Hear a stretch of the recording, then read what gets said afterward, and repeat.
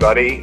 Welcome to the library virtual brown bag sessions this semester. We're very glad to be starting this year with Jessica Pisano. So Jessica, if you'll be looking here forward to see what you have to say. Thank you so much. Thank you all for being here. I'm talking about my partnership with Asheville High School's Writing Center. This is connecting town and gown in the time of COVID. A high school university partnership goes virtual. My little catchy title here. So I think I know absolutely everyone on this call, but I'm Jessica Pisano, senior lecturer, first year writing coordinator at UNC Asheville. And my partner is Amanda Galvin. She is a high school teacher and sadly could not be here today. We did get to present together at the Conference on Community Writing this past fall, and that was really special.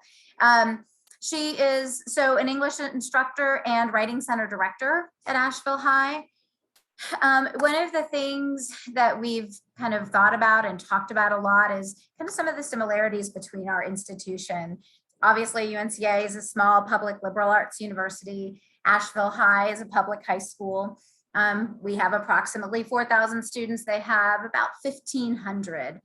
And our racial demographics are similar, which I think make us a nice match in terms of thinking about students seeing themselves in the students, right? And high school students seeing themselves reflected in the college students who are working with them.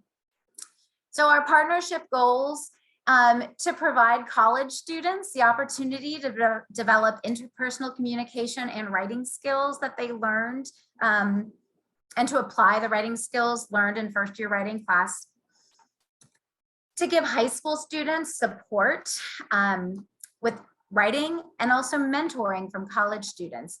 Yet again, it's our hope that high school students see themselves in these college students, that they realize that college students are just like them, right? That they can have conversations and that maybe they're not that far apart.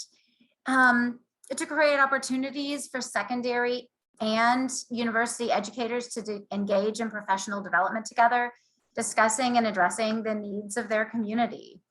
And my collaboration with Amanda has been really amazing. She's wonderful to work with, and I wish that she could have been here today. So in fall of 2019, Amanda opened up the Writing Center at Asheville High. I actually did come into the project a little before that as a consultant. When she was putting together the grant for Asheville City Schools Foundation, that grant was approved. And so this whole project is funded through the Asheville City Schools Foundation. Our grant money does run out in the next year or so. So continuing to fund the initiative is something that we're working on figuring out. But the mission is to provide a welcome community and academic support to a diverse student body at no cost to the students or their families during the school day, right? The idea that everyone should have access to learning support, writing support, and it should be convenient and free.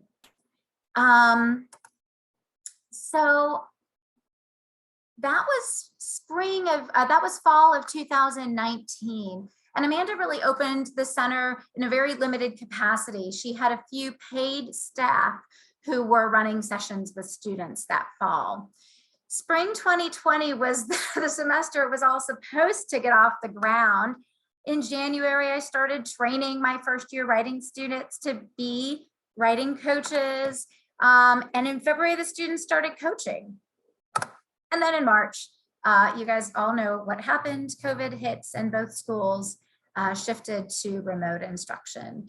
And quite honestly, neither Amanda or I felt like we had the capacity to try to figure this out in the midst of all that. So we put everything on hold. We reconvened over the summer and reimagined the partnership virtually to work for both schools.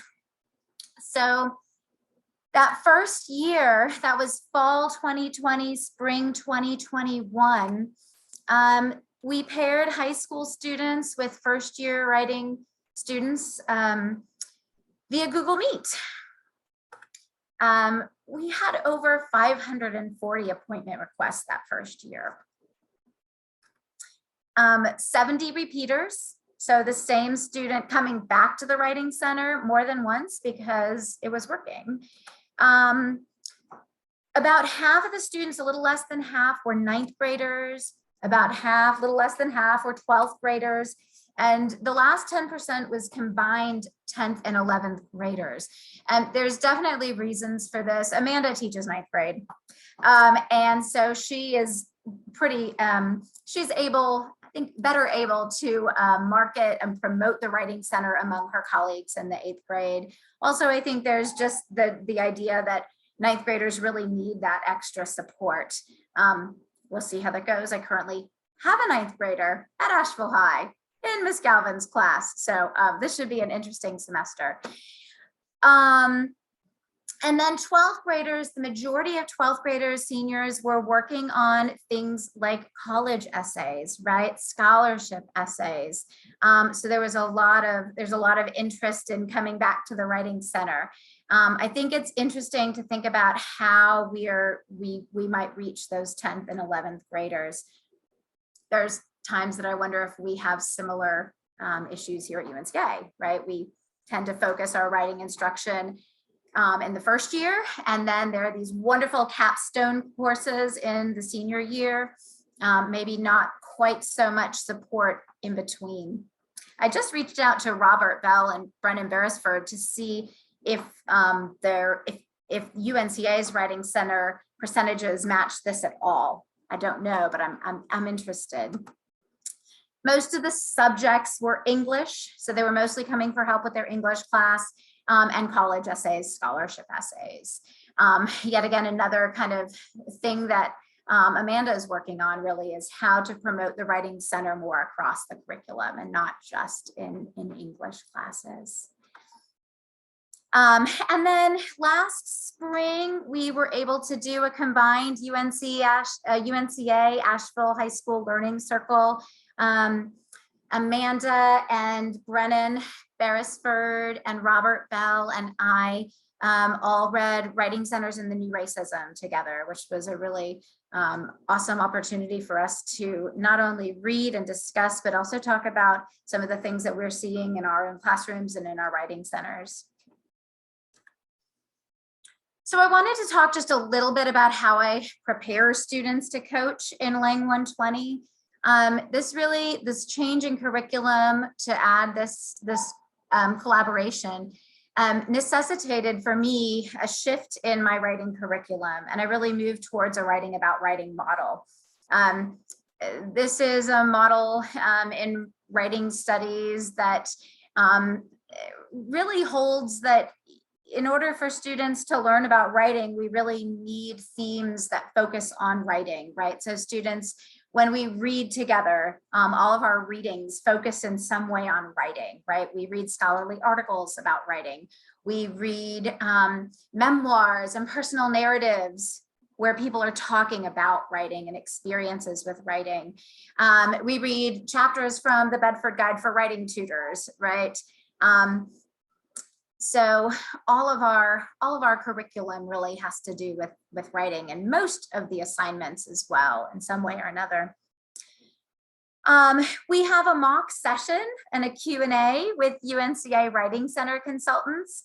So I'll usually ask 2 Writing Center consultants from UNCA to come in at the beginning of the semester and model what a Writing Center session looks like. So I have brave volunteers from my first year writing classes who volunteer to have a piece of their writing workshopped in front of a small group. And then we share observations and have an opportunity to ask our Writing Center consultants for advice and suggestions. Of course, we do a lot of peer review where we can practice that Writing Center model. And I do individual conferences, as all Lang 120 instructors do, where also I kind of model and reinforce the process of that writing center so that they're seeing that that whole process and what that looks like throughout the semester multiple times.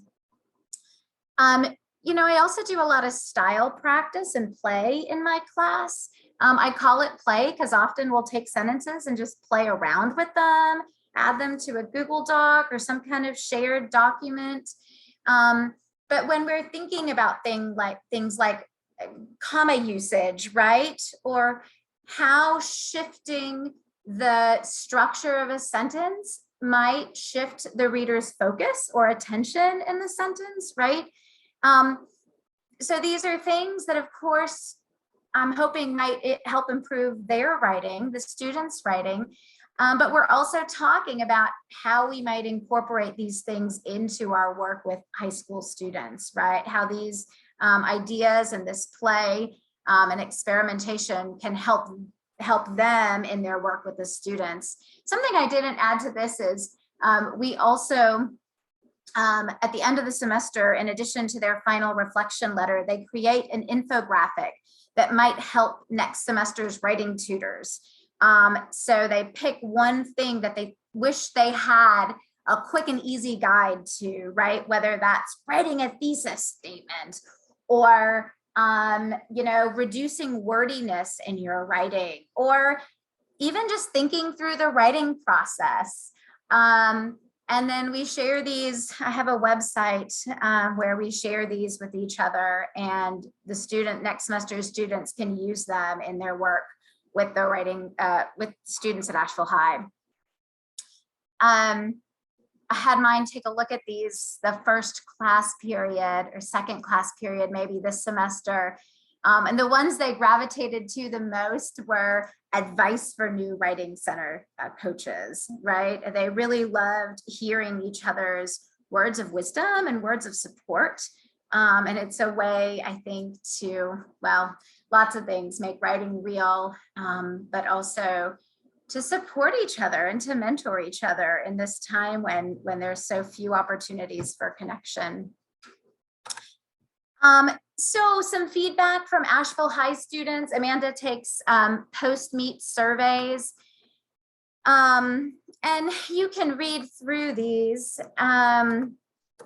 Obviously, they've not been edited, right? They're in the students' own words. And, Amanda says these have not been cherry-picked. These are what students write. She also said she's never read a negative comment. The only negative comments she's ever read have been about technology not working, the Wi-Fi being down. But students seem to generally appreciate being able to talk through their writing and work with a college student.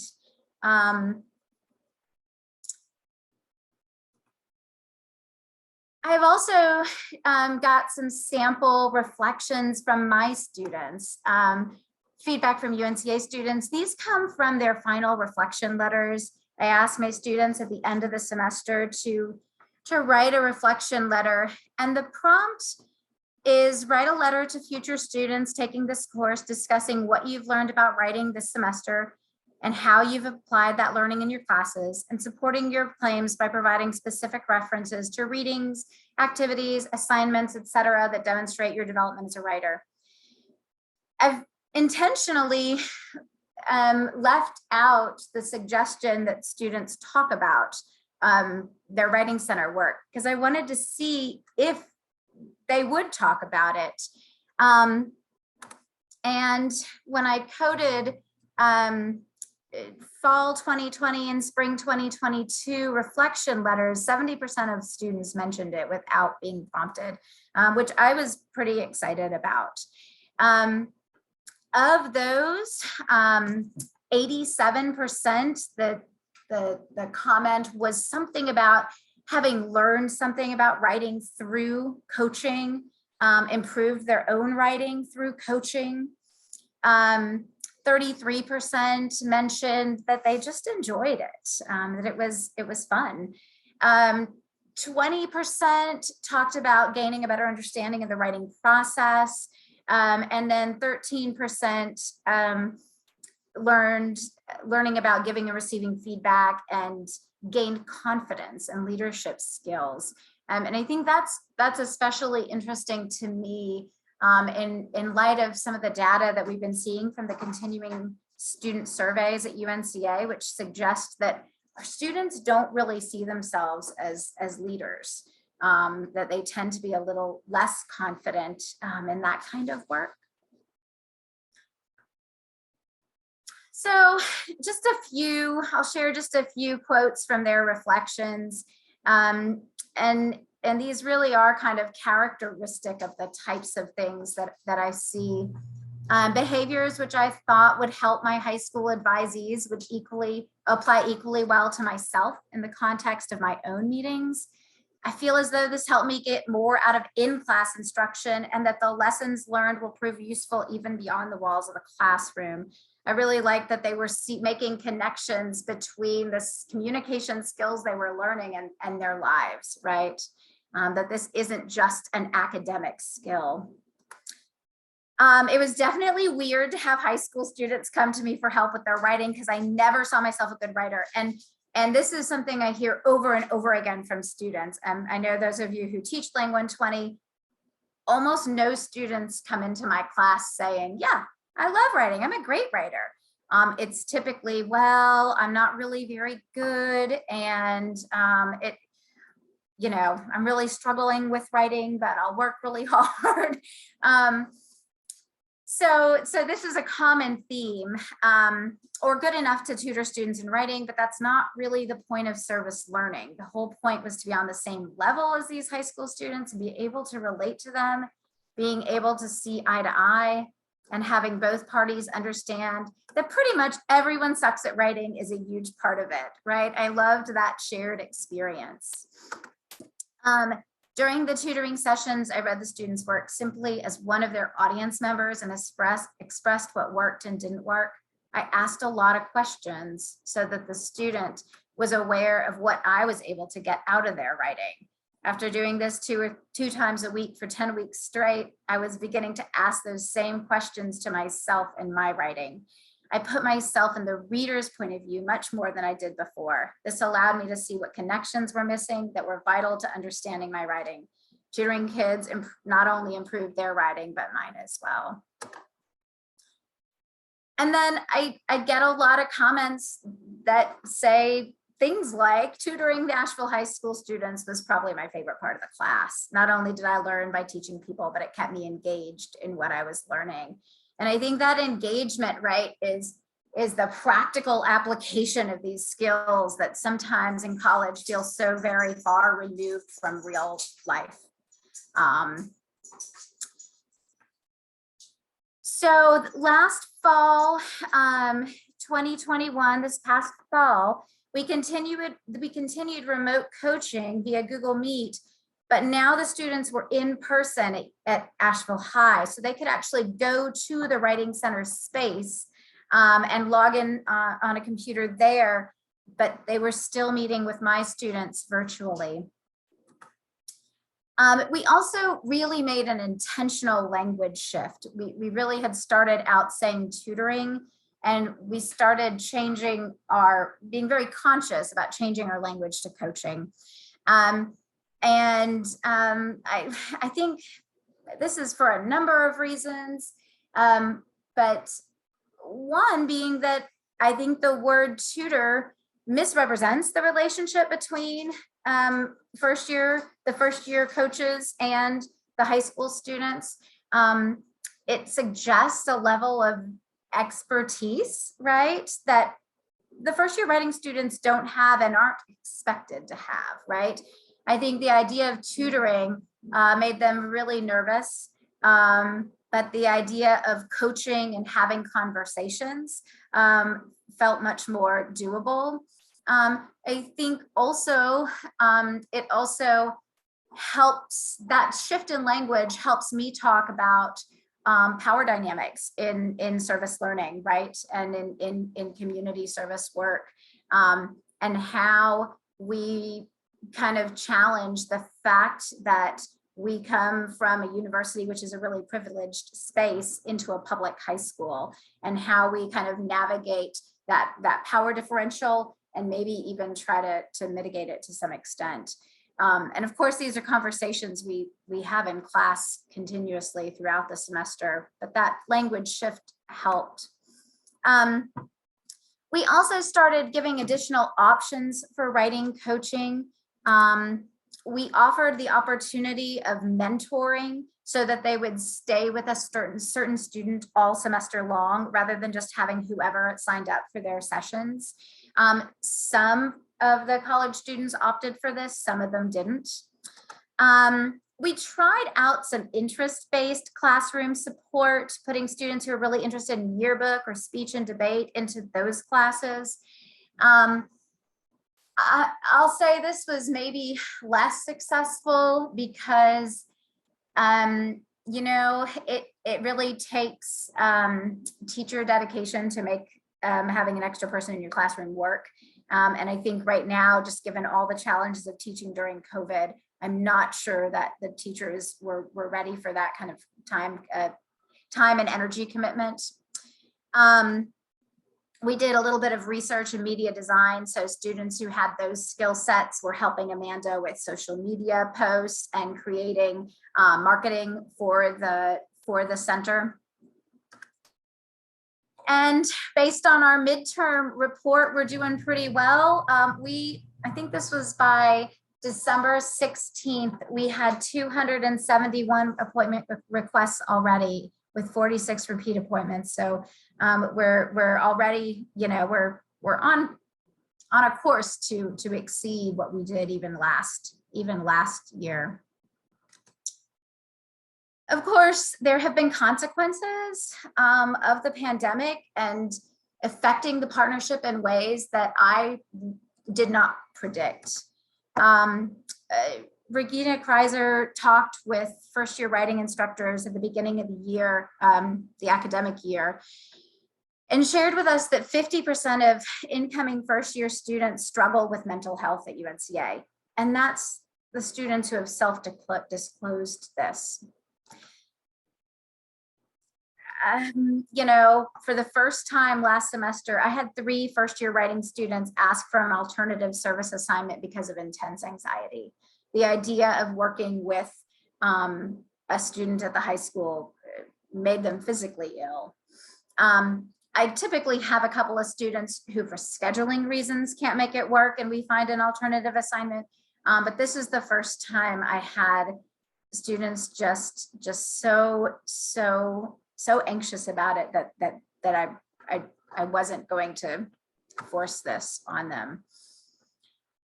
And yet, I think for those who did kind of push through some of that initial anxiety, and I want to be clear that the ones who pushed through did not have this kind of very intense anxiety that these other students had. But there were really some interesting comments in their ongoing reflections. My nervousness has definitely subsided as I came to realize I'm more of a guide than an instructor. Service learning has made me realize I'm much more of a teacher than I thought I was. Going in, I was nervous that I would be awkward or unhelpful, but every session so far has flowed smoothly and effectively.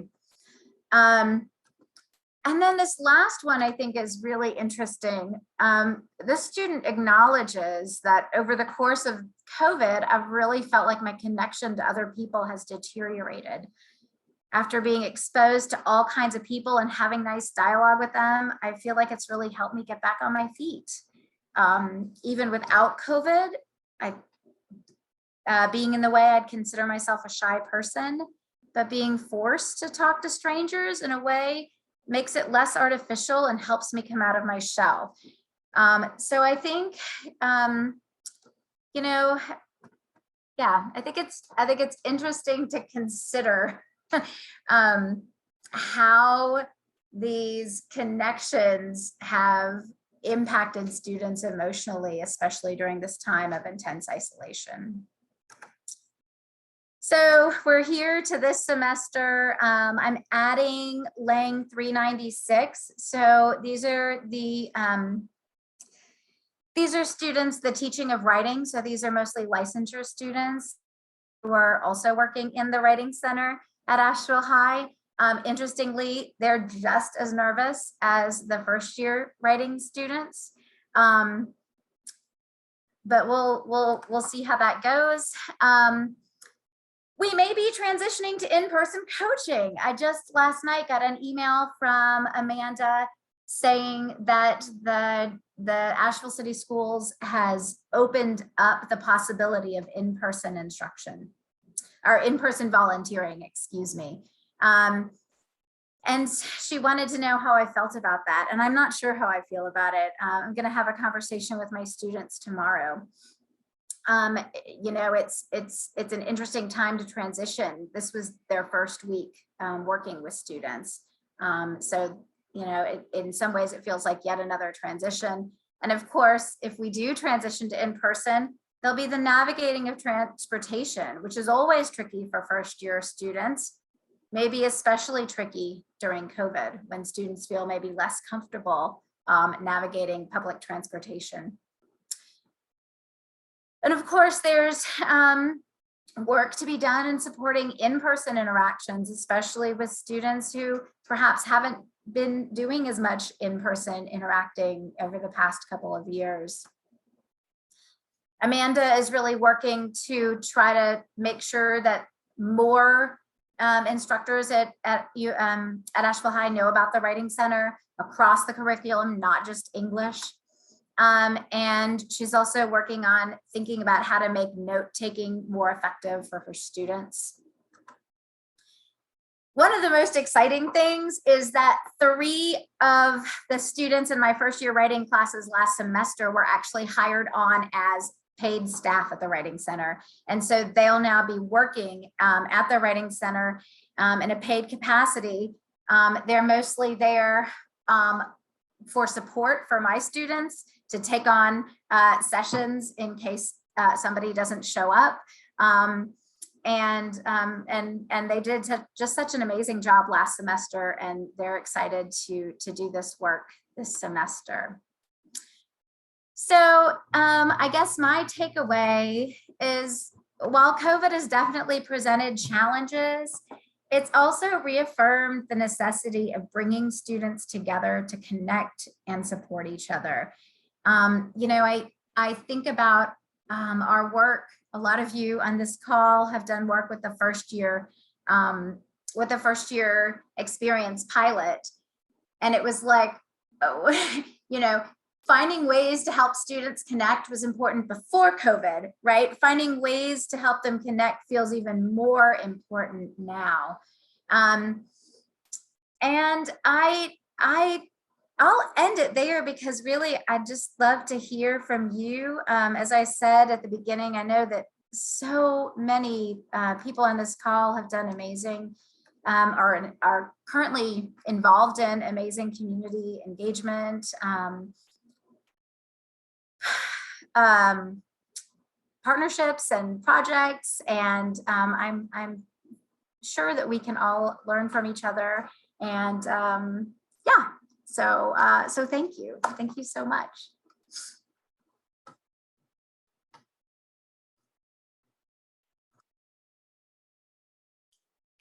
So a question that I had was, you were talking about like transportation being an issue. Would like a shuttle, like, is there any way we could come up with kind of a relationship with the UNCA shuttle being able to run to the high school or something? Yeah, I think that's a great suggestion. Honestly, I haven't gotten that far yet. You know, definitely part of the problem would be that the students, you know, it's like 2 students at a time, right? Like 2 are going for these hours and 2 are going for these hours.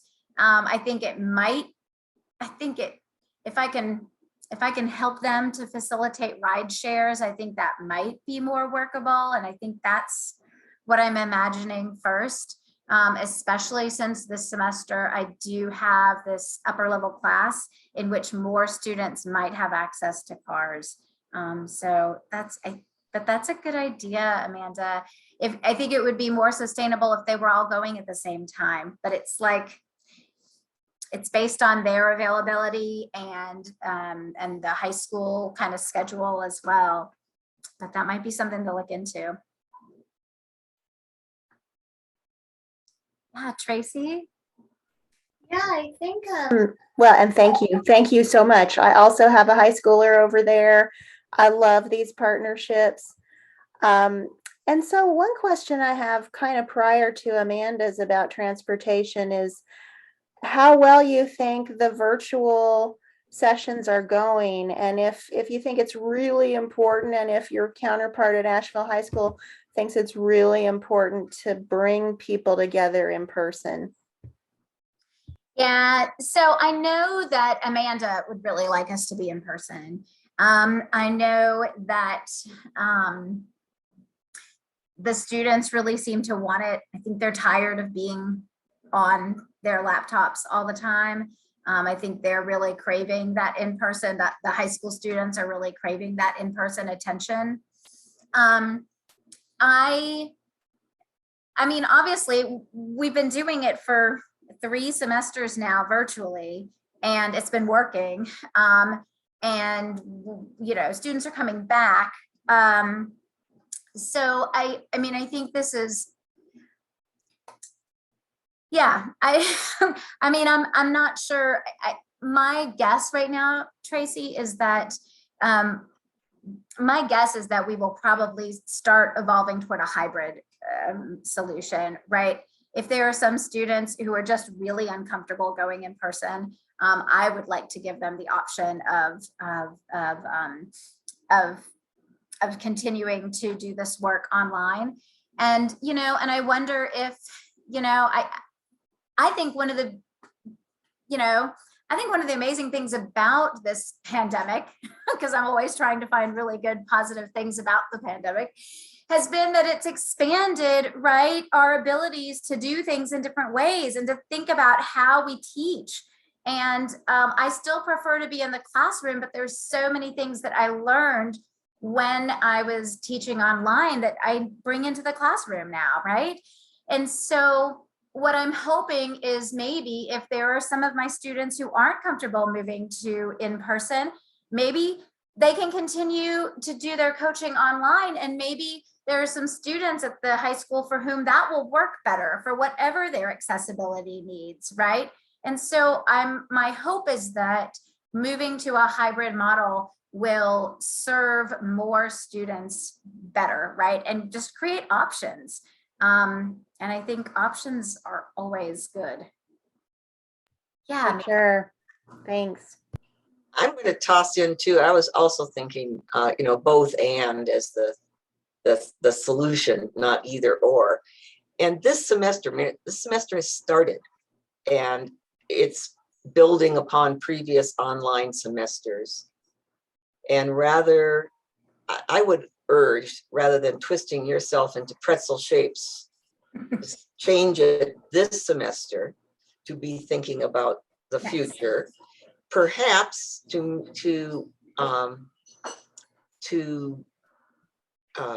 mollify is not the word I really want, but the high school segment is an opportunity in the semester to bring people together who are comfortable in being brought together.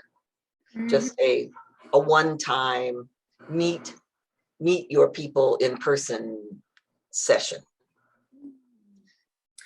rather than trying, you know. Yeah.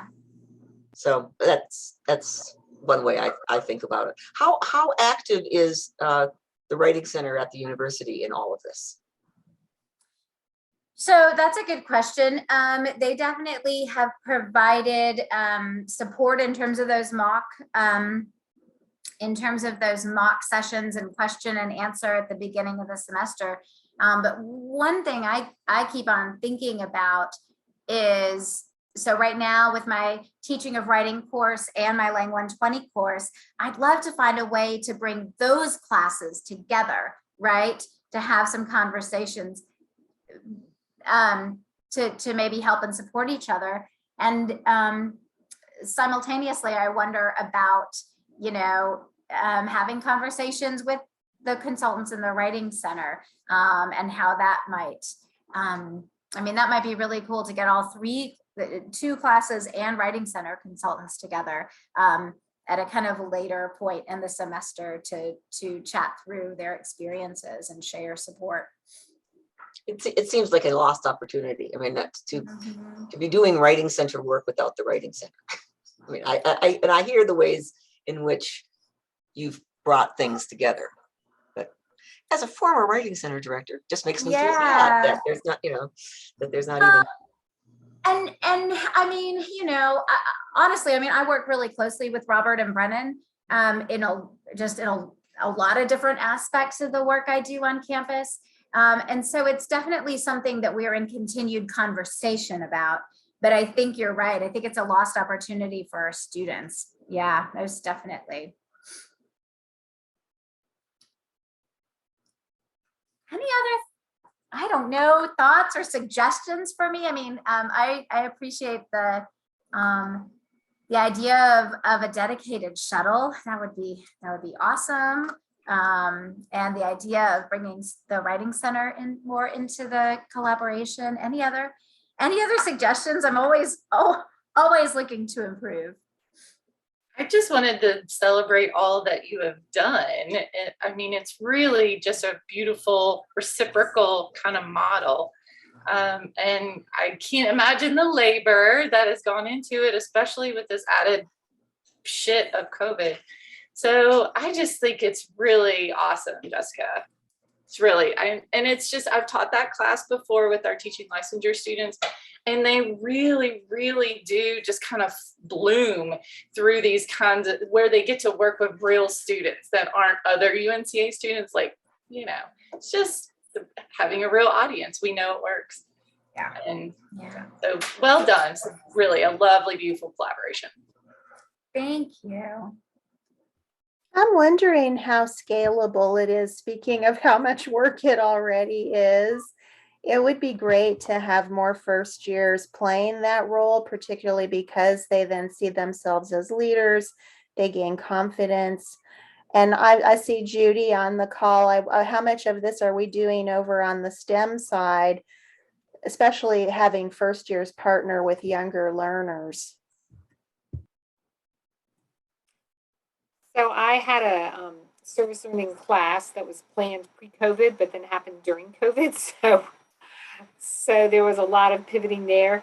And I partnered with Buncombe County Schools, science curriculum coordinator, and then with a couple individual schools in the city. So I think the answer to the question is, I don't know, because I know the individual things I'm doing and other people are doing individual things, but I don't have a sense of a coordinated effort. It's like, look, I'm going to do this because I have contact with this teacher and this is something they have asked for. But I don't know, and that is not scalable, right? The little kind of bits and pieces. So I'm not sure overall what's happening. But the stuff I've been involved in has been so much fun and so much work, like I just said, and really, really rewarding for our students. But the stuff your students made was so incredible. Those videos and stuff, where the kids get to ask any science question, it was just so smart, Judy. It was so good. Well, it was so much fun. And I think, like Jessica said, I'm always looking for silver linings too. And it's like, I never would have done that, right?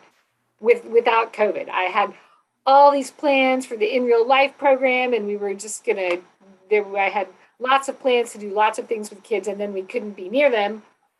And so I definitely am changing my community engagement in the future because there's so many more opportunities now. If you can get back to some of that in person, but also do some of the other type stuff too.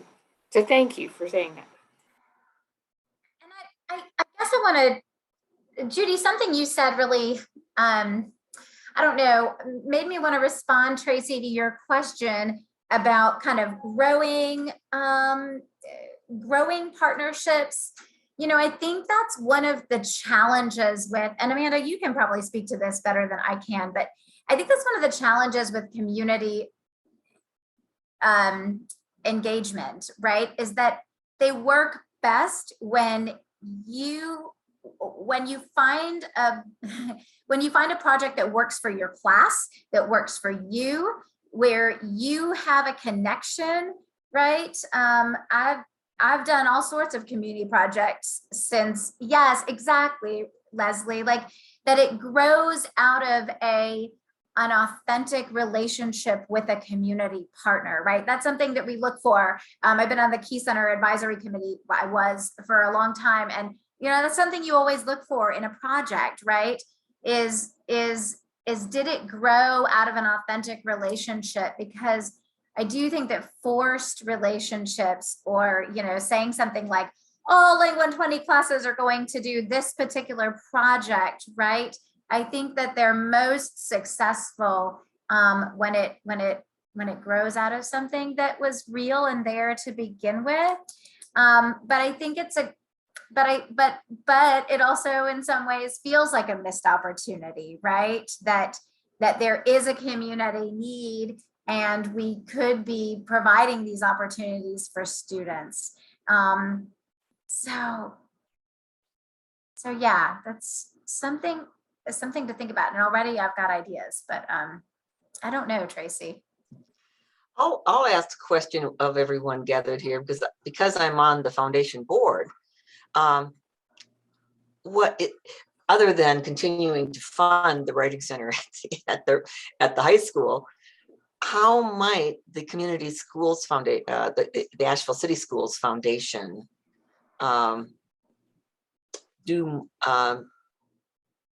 interact with this sort of desire on the part of university folk to connect?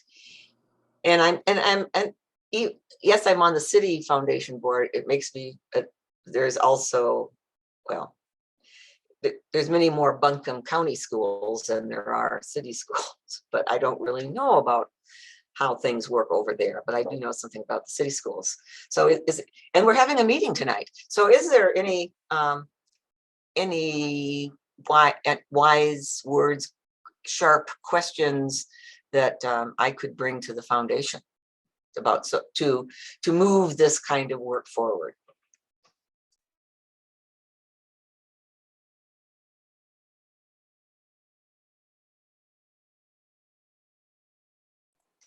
So I'll not really answer, but just a thought. I think that whole question of transportation is bigger than I have given it. Whatever. I've always thought, oh, those are details, right? Those we don't need to worry about that, but we do. And I think that goes both ways. So maybe if the foundation were aware of those needs. I mean, we have this wonderful small observatory on campus, and we give free experiences pre-COVID times, and we're beginning to get back into it, and would love to have high school classes come, but they have to get here, right? So it's not really free because they have to get here. So maybe just more awareness of the details that cost money that involve connections between these groups. Yeah, I would say I've never done this, but I know Jessica has done this, trying to schedule a shuttle or a van or something, and it's a nightmare. I've tried to do it and it just was so discouraging. And yet, I feel really responsible for my students when I'm sending them out into the community. And so last fall, one of my students who was driving had an accident while she was out taking pictures for public art. And it had nothing to do with me. She was in her own car, she was driving, but I just felt how much better it would have been if we could have just, like Leslie did, rode the bus with them, a group of students, and took pictures. And it just would have been really nice if I could have put a bunch of young people in a van and dropped them off in River Arts District and said, okay, you got an hour to run around and take images, right? And then we're all going to safely drive back to campus together. Yeah, I've ridden the bus with my students for different things before. I've also got certified to drive the 12 per passenger shuttle. But the 12, maybe it's been fixed, but as Amanda said, I've kind of shied away from driving the shuttle because the one that they typically allot for service learning and community engagement, like field trippy type stuff, it's broken down multiple times when I'm driving it, and pieces of the shuttle have fallen off as I'm driving it. So I really have gotten to the point where I'm nervous to drive it anymore. There was a student, in fact, we broke down on Patton Avenue, right across from Gypsy Queen, Gypsy Cab at one point, and I had a student with me who had a physical disability. And making sure she was able to safely get across this very, very busy road at rush hour was one of the most nerve-wracking things that's ever happened to me at UNCA. So yes, support for transportation and safe, reliable transportation is something that is very much needed.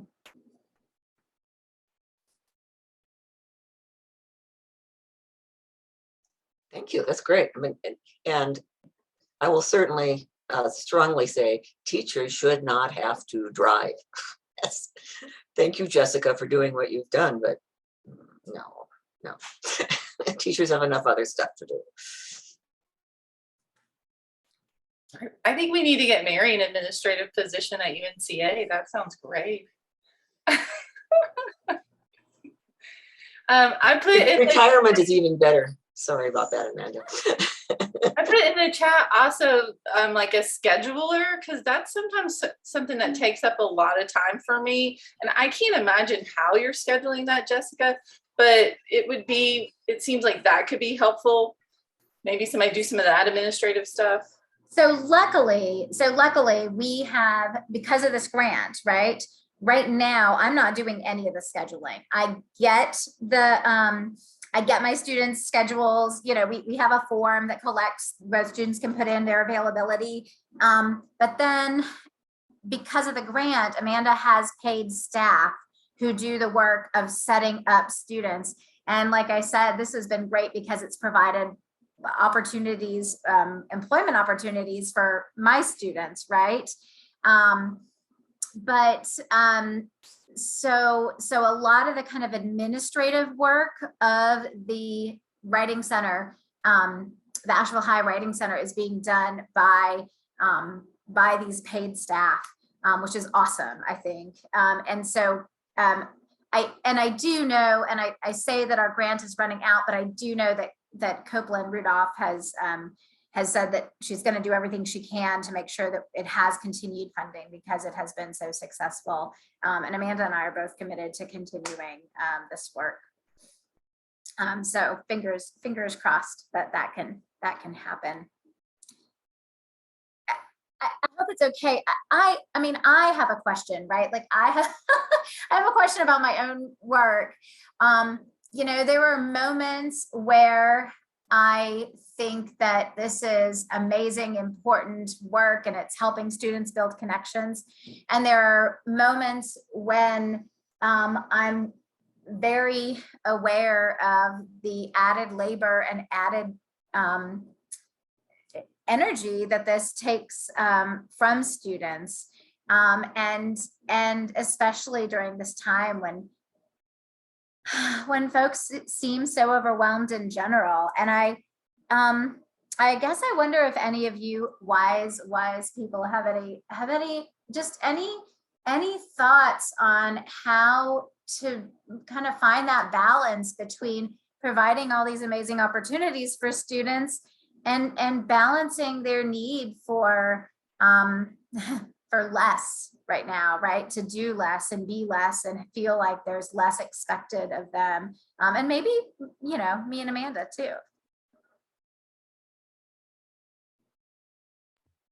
I see Lisa is on the call, and I don't know what the funding model has been for the students, but I know the Career Center grants are really helpful in providing paid employment so that the students aren't also having to work somewhere else I think those in licensure would really be competitive for the Career Center grants anyway, where students can get relevant career-related experience. And it's, it's maybe up to 10 hours a week at a pay rate of $12 or $15 an hour. I think it depends on the individual proposal, but that's one way.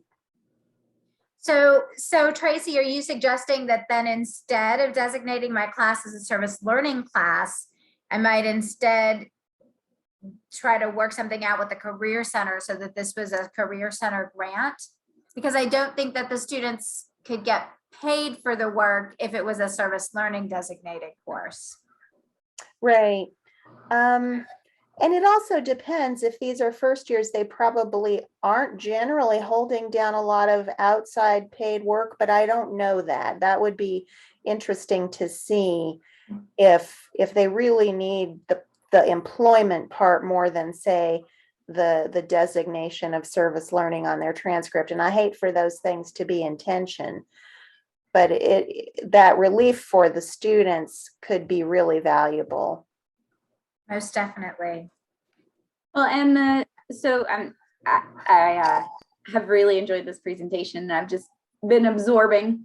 But since we're talking about it, the Student Employment Fund, you can do that as a stipend rather than as an hourly wage. So you can pay it differently if that's a better fit. I don't know of any rules on service learning that it can't be paid, but they very well may exist. There is a common misconception on campus that students can't be paid for an internship course. So if they're earning academic credit, they then can't be paid also by the employer, and they absolutely can. So there isn't actually any rule on that within the UNC system or at UNC Asheville that limits the ability of students to be paid for work that they're receiving academic credit for. Well, Oh, maybe that's good to know. Yeah. And I think that'd be really appropriate if you're going to embed this in first year writing again, just because they're, Well, and Jean, I apologize, but I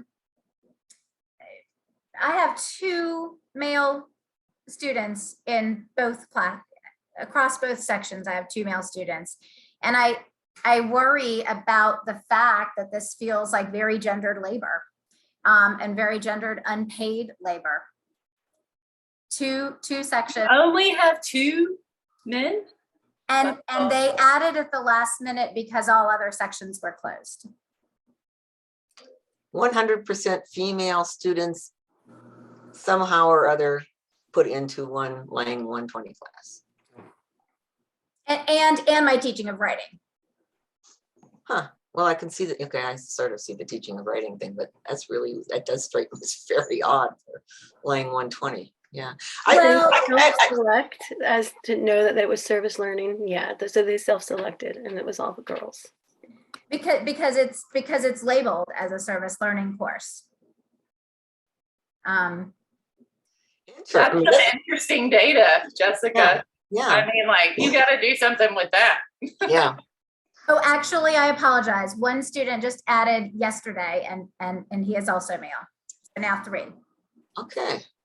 And I'll just say, I am not responsible for the miscues and mistakes of my gender. And as a writer, that baffles me. It's not, there's not more involvement by males. And for, because I was thinking the conversation about paying was really more applicable to the 300 class than the 100 class. The reflections that you shared with us prove that the students have gotten a lot out of the tutoring. It's built into the course. It's course work. All students think that every course requires too much work. And no, when as you have so carefully integrated the coaching with the other aspects of classwork, it's no more than any other class. So I hesitate. I had hesitated in my mind prior to you bringing up the gendered work thing. Ugh, that is a different. And I Well- will say, this is the first semester that's been the case. So it could be a fluke, but it is interesting. And yeah. And I know we're almost out of time, and I'm sure everybody has 1,000 things to get off to. So thank you for helping me think through that. And Tracy, thank you. And Lisa for the suggestion of the Career Center grants. I will definitely look into that. And maybe Lisa, you and I can talk about that before next semester.